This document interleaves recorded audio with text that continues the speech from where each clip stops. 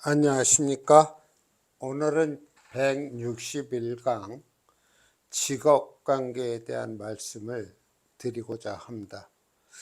오늘날 직업의 종류는 헤아릴 수 없을 만큼 많은 직업들이 있어요. 예전에는 산업공상에 전부 속했겠죠. 그러다가 이제 좀 나아지면서 세분화됩니다만, 제 어린 시절에도 읍내에 나가면은 직업의 종류는 그렇게 많아 보이질 않았어요. 자전거포, 전파상 그런 식이면, 또는 지물포 이런 식이면은 대개 그 읍내의 직업은 크게 나눠서 몇 가지 되어보질 않았죠.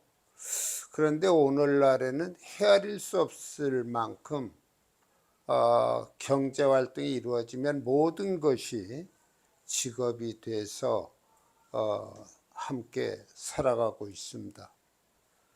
그래서 이 직업의 관계를 논한다는 것은 어찌 보면은 그리 명쾌히 와닿는 기준이나 그런 것이 있다고 보기 어려울 정도입니다. 이 직업을 갖다가 우리가 이 명리학에서 나름대로 구분을 지어 본다면은 그 사주에 의한 적성에 의해서 이루어진다고 볼 수 있습니다. 근데 이 사주에 의한 적성, 이것 또한 그리 명쾌하진 않습니다. 결국은 일주의 오행이 그 사주 주인공의 오행, 목화토금수 중에 하나가 되겠죠. 그 일간과 월지의 대조, 결국 이것은 격국이라고 하는 것이 될 겁니다. 격국 중에서 내격에 속하는 것, 우리가 10가지의 격국을 배웠지 않습니까? 내격이라고 해서 배웠는데, 그 격국에 의해서 직업이 구분되기도 하고요. 또 사주 내의 왕한자에 따라서 결정되기도 합니다.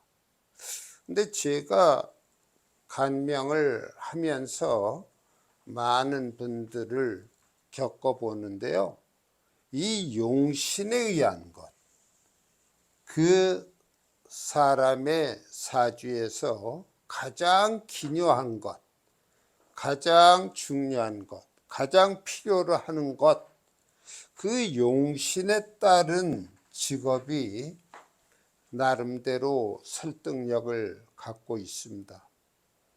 여하튼 사주에 의해서 우리가 직업을 판단한다면 이러한 것들이 격국과 결국은 용신, 그 사람의 적성이라고 하는 것은 결국은 그 사람의 용신이 뭐냐에 따라서 지향하는 점이 달라지고, 그 지향하는 바를 이루기 위해서 대학에 가서 그 과에 맞는 공부를 하고, 또한 사회에 나와서 그 전공한 것을 풀어나가는 그러한 내용들이 주류를 이루고 있다고 볼 수 있겠습니다. 오늘 이 시간에는 그 오행에 따른 직업의 분류를 나름대로 적어봤습니다. 다음 시간에는 이제 육친에 의해서 나누어지는 직업을 또한 소개해 드릴 텐데요. 중복되는 내용이 있습니다. 그러한 것들은 그 사람의 사주가 어떠한 격국에 의해서 어떠한 용신을 취하고 있는가. 그런데 상담을 하다 보면 좀 웃지 못할 일이 생기기도 합니다. 제가 위치해 있는 곳이 인사동이다 보니까 외국인들이 많은 관광을 오기도 합니다. 그래서 그 외국인들이 들어와서 사주를 보는 경우가 종종 있는데요. 그 사람들만큼 자기 사주의 그 격이나 용신에 의해서 형성되는 직업을 갖고 있는 경우가 우리나라 사람보다 많은 것 같아요. 물론 우리나라 사람만큼 많은 상담자가 있는 건 아니기 때문에 제가 장담하긴 어렵습니다만, 그 사람들은 대체로 자기의 격, 용신에 맞는 일을 하면서 살고 있습니다. 그래서 제가 생각해 봤을 때 그 서양 사람들은 만 18세가 되면은 독립을 합니다.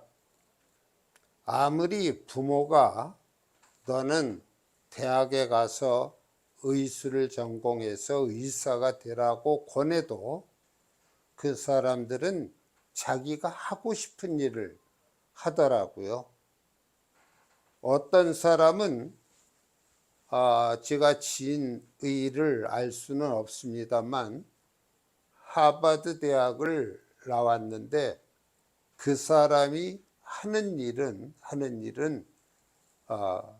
트럭을 무는 일이에요. 아주 큰, 그러면서 많은 화물을 싣고 달리는 그런 운수업을 하더라고요. 저희 나라 같은 경우에는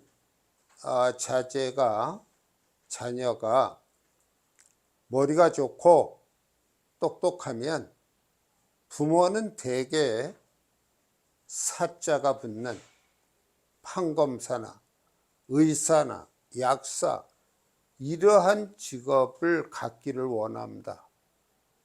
그러면 공부를 잘하는 학생은 무엇을 맡겨도 잘하지요. 그러니까 자기는 의사의 어떤 적성을 갖고 있지 못해요. 그런 매력을 느끼지 못하는 것이죠. 그런데 부모님이 권해서 의사가 됩니다. 의사가 되어서 과연 의사로서 성공하느냐? 그렇지 못해요. 많은 갈등과 심지어는 그 남들이 부러워하는 의사라는 직업을 걷어차고 전원을 가꾼다든지 산속에서 자연과 살아가기를 좋아하는 그러한 사람들도 있더라고요. 그러니까 부모님이 자녀들의 어떤 그 적성이나 이런 것들을 제대로 파악하지 않고 그 당시에 유행하는 그러한 직업들을 권해서 억지로 시켜놓은들, 그것은 결국은 한 인간을 직업이 변변치 못한 상태로 바꿔버리는 그런 결과를 가져오기도 합니다.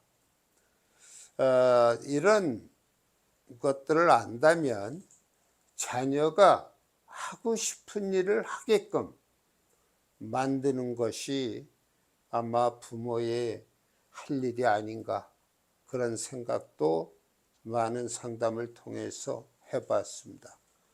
여하튼 이 적성에 따른 직업, 결국은 격국과 용신에 의해서 자기의 하고 싶은 일을 하면서 살 때 그 행복감은 비중이 클 것입니다.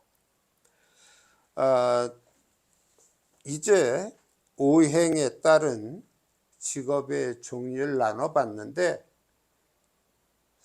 상담을 해보면은 꼭 이렇지만은 않아요. 결국은 그 사람의 직업이 무엇인가를 상대방이 말하지 않은 상태에서 짚어내기란 그리 쉽지 않다는 걸 현장에서 느끼고 있습니다. 우선 목에 속하는 일주, 또는 목을 용신으로 하는 자는 대체로 어떠한 직업을 갖느냐? 교육이 우선하고요. 의사, 약사, 출판, 문화, 통신, 목재, 섬유. 이 섬유는 나무로서 만들어지는 섬유가 많으니까요. 지물은 종이라고 볼 수 있습니다. 그리고 육림, 나무를 가꾸는 것, 원예 같은 것이 되겠죠. 그 다음에 약초, 화초, 악기, 기계, 가구, 목각, 인장, 문구, 의류, 농장, 건축, 목공, 분식, 이용사, 이용, 이발, 편물, 양재, 옷을 만드는 일이죠. 이러한 것들이 목과 관련이 있다고 볼 수가 있습니다. 물론 다른 오행과 중복되는 경우도 있지요. 그러니까 이 목의 오행의 일간 또는 목의 용신이다 해서 이러한 직업에 매이는 것이 아니라 여기에서도 더 많은 갈래의 그런 직업들을 갖고 살아갑니다. 대체로 포괄적인 의미에서 이러한 범주 내의 직업이 목에 속한다고 보는 것이죠.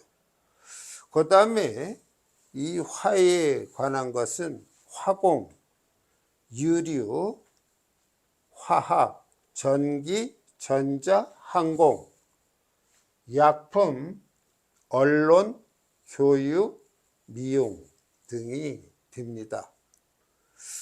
여기서 이제 교육이라고 하면은 화는 말체주, 말로 풀어내는 일, 그런 것에 능하지 않습니까? 그 다음에 토에 관한 것은 농산물을 다루는 거, 부동산 많이 일을 하죠. 토일주들의 경우. 그 다음에 토건, 토산품, 종교. 이 종교라고 하는 것, 특히 기토일주 같은 경우에 이런 종교성이 강합니다. 철학, 소개업. 아마 이 철학이라고 할 때는 우리의 직업인 이 명리도 여기에 속한다고 볼 수 있겠네요. 그 다음에 이제 이 금의 경우는 철강, 운수, 조선, 중공업, 경공업, 금은 세공, 광산, 재련, 기계, 공구, 기술자, 철물, 군인. 이제 여기 군인은 금기 때문에 이 금이라고 하는 특성상 군인을 넣었습니다. 그 다음에 수의 경우는 수산물, 양식업, 식품, 주류, 주류는 술 종류를 말하죠. 해운업, 냉동업, 빙과류, 카페, 유흥업, 호텔, 수영장, 그리고 법관. 이 법관은 이제 수의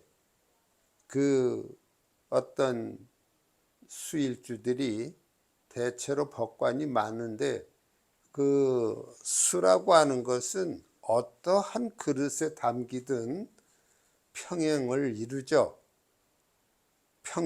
그 모든 법 앞에 평등. 그래서 우리가 법자가 있는데 이 삼수변에 갈 거자를 쓰지 않습니까?